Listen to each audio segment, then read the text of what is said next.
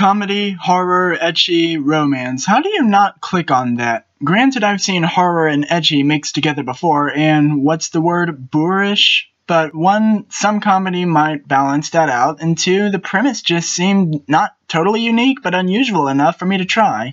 Chihiro is a guy with a zombie fetish. Yeah, we all went through some interesting phases in high school. On top of this, his own friends and family describe him as a creepy, rude, lazy turd of a person. He finds a book with a recipe for resurrecting the dead, so when his cat died, he had the bright idea of trying to resurrect him. And sure enough, he succeeds in becoming Doc Frankenstein, but he could not have done it without the help of Rhea, a girl from a stifling rich family with issues. And by issues, I mean her father takes unnatural interest in her issues. Feel free to fire up that comedy I was promised anytime now.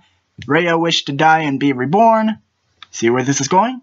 After I dragged myself through the uncomfortable setup, I was rewarded with a couple who are challenged with the problems a human zombie couple might face, such as the decomposition process, the occasional desire to eat raw flesh, and aw, she has her cute moments. That's worth risking an injury, right? The little sister says whatever she wants in front of whoever with a bored look on her face. The grandfather has made me laugh several times, and the series proves fairly good at absurd scenarios. Seriously though, don't watch episode 0. That was the worst of what I mentioned earlier. In fact, if it were me writing this, I would have saved his idea of being a family man as a dramatic revelation near the end of the series. But what catches my attention the most, in spite of her childhood, Rhea remains a sweet, innocent, sometimes even naive individual. All logic would suggest she'd grow up cold and barely feeling. After all, her father was the sort of rich, powerful lunatic who was able to remove all other friends from her life while she grew up. But I suppose this defiance of logic brings her to life a little more. It was somewhat unexpected for it to pull out some depth, too. The only way Rhea could, quote, live the life of a normal girl is by becoming far from normal, and Chihiro finds himself trying not to be like her father, as far as being overly protective. Calm down.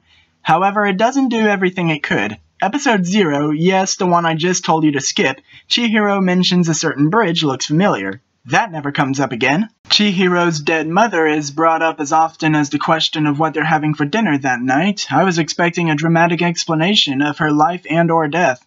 Doesn't happen. I expected a full-on backstory for Chihiro's grandfather because reasons. That doesn't happen either. I'm not saying it didn't fill its 14 episodes, I'm just saying there's a lot of untapped potential here. Probably enough to drag it out to 20 or 25 episodes total.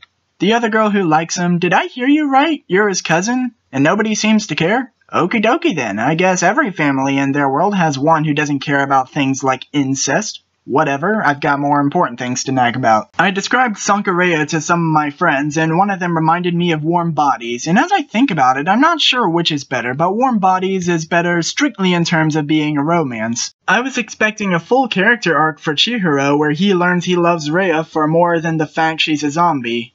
And this too did not happen. So did he spend 12 episodes trying so hard to protect her and get to know her simply because she's a zombie? Sure, he displays a good understanding of who she is near the end. I'm just not convinced he would stay in love with her if she ever came back to life.